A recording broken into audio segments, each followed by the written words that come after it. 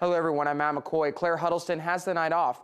This weekend will be the first weekend for moviegoers since Saturday's shooting at Tuscaloosa's Cobb Hollywood 16 movie theater. And according to law enforcement, patrons will see an aggressive change. Law enforcement officials in Tuscaloosa County are beefing up security. Tuscaloosa County Sheriff Ted Sexton says he has met with Tuscaloosa Police Chief, Cobb Theater officials, and Pate Properties this week. Last Saturday night, a teenager was shot in the theater parking lot. Tuscaloosa County homicide investigators have been interviewing witnesses this week to get more information.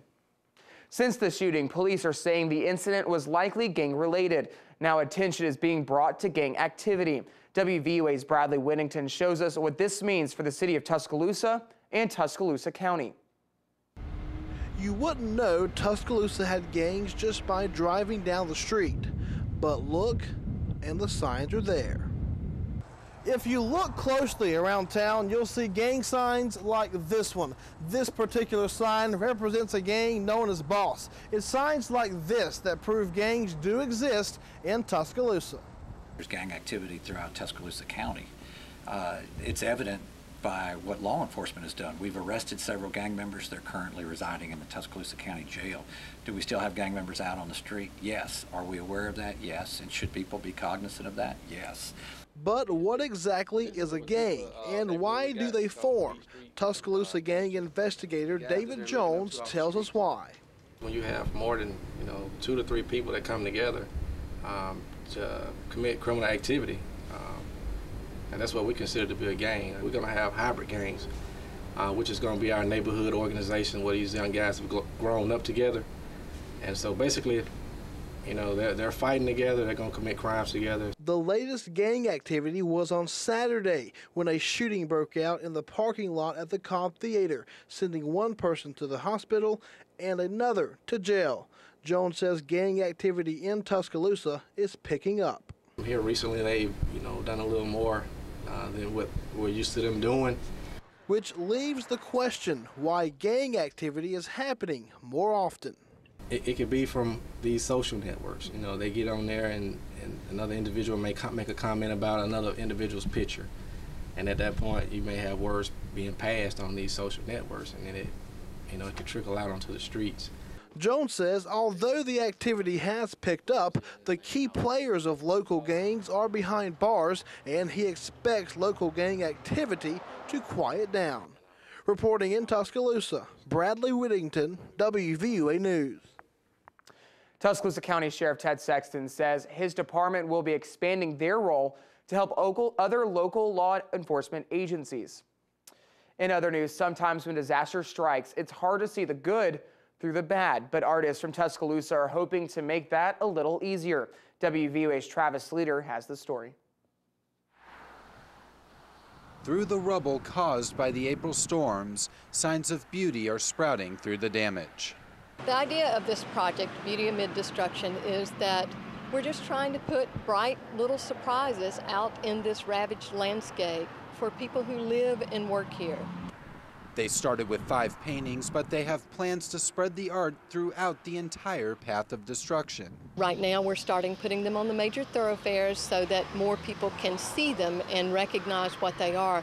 But we want to reach the full span in Tuscaloosa County of April 27th and April 15th tornado area so that people all through the track are getting these gifts. Although many homes and businesses have yet to be reconstructed after the April 27th tornado, some pieces of art are standing tall and building hope within the community. And so we thought if we could put these bright little surprises out here, that it might just give them a little bit of a lift. Mills says artists throughout the country have lent their talents to help fill the damaged landscape with beautiful images. Art would be something that these pleasant images out here would be something simple, very simple, that we could do. And artists actually were excited about the opportunity to use their artistic talents to help with the healing of Tuscaloosa. Reporting in Tuscaloosa, Travis Leader, WVUA News. The goal is to have at least 50 paintings around Tuscaloosa within the next few months.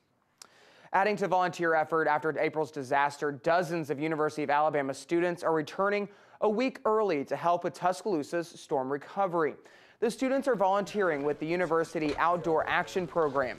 It combines community service with academic sessions. Earlier today, about 50 students helped clean up Hurricane Creek in Tuscaloosa County. The students tell us this experience has a great way to give back to the community.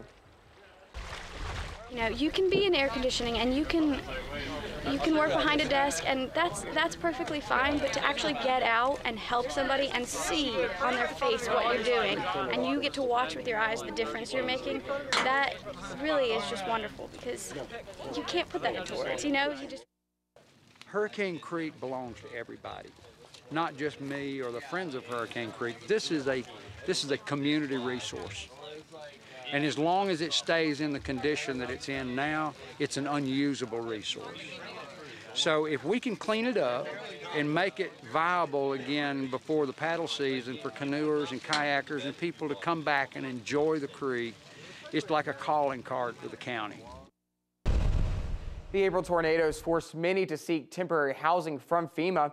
According to FEMA spokesman Tim Tyson, right now 33 FEMA mobile homes are occupied in Tuscaloosa County. No survivors receiving FEMA help are living in hotels. FEMA says now is the time to work toward a permanent housing plan. Tyson says by working toward a more permanent solution, it's a step in the right direction in the healing process. 18 months is the cap, and so they'll have to find some sort of permanent housing between whenever they receive the rental assistance and the end of the 18 months. FEMA works with HUD, HUD works with the state and the seating county to make that happen. If you have questions regarding finding permanent housing, call FEMA at 1-800-621-3362. School has already started for students in West Alabama, but many are still in need of supplies because of the April storms. Staples made a donation of 1,300 backpacks to the Boys and Girls Club of West Alabama. The Boys and Girls Club is an organization that provides after-school care and educational enrichment activities for local children. Since the tornado, the Boys and Girls Club has taken on an even bigger role of serving students coming from 3 of the damaged schools. Organizers from both Staples and the Boys and Girls Club agree that students' success is their top priority. By being able to give these supplies to the children, we're helping to ensure that they have the tools they need to be successful. And so we're really able to see the impact of the supplies that Staples gave us really in action each day after school. The backpacks donated were fully loaded with all of the required supplies. College students have a week left till they come back. That means time for vaccinations. Every state and university has different requirements for new students when it comes to immunizations, so make sure you check with your child's school first. According to the University of Alabama website, a student must have proof of the meningitis vaccination. Also, if born after 1956, a student must show proof of 2 measles vaccinations. One of them must be a measles, mumps, and rubella vaccination after 1980.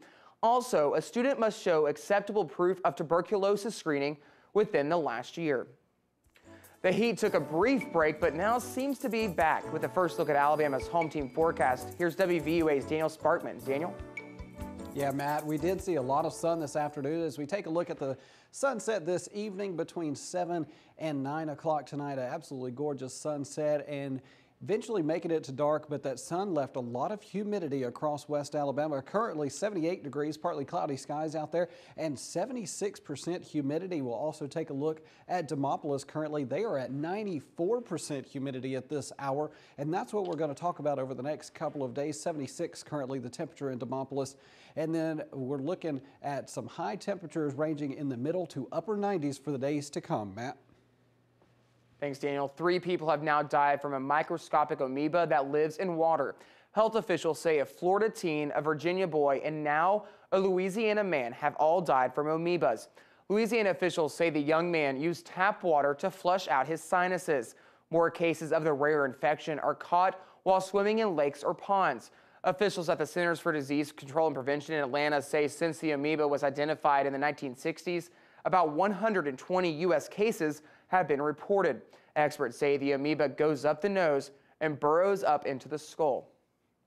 A new study shows that when Alabama children are compared to the rest of the country, they face an uphill challenge in several areas. The latest Kids Count survey by the Annie E. Casey Foundation shows Alabama children rank 48th overall among the 50 states in quality of life issues like healthcare, education, and poverty. Alabama ranked 47th in the annual study in 2010. The state was 48th in the percentage of low birth rate babies, 49th in infant mortality based off of 2007 figures. Alabama ranked 46th in the percent of children living in poverty and 46th in the percent of children living in a single-parent family. Experts say there are several factors that can go into these results. There are some improvement in education. The Carnegie Foundation was named the University of Alabama in Huntsville one of the top research schools in the nation. The Carnegie Foundation for the Advancement of Teaching has announced the UA Huntsville has been classified in the very high research category, placing it among an elite group of 73 public universities. The Carnegie Foundation says the new classification is based on data from 2008.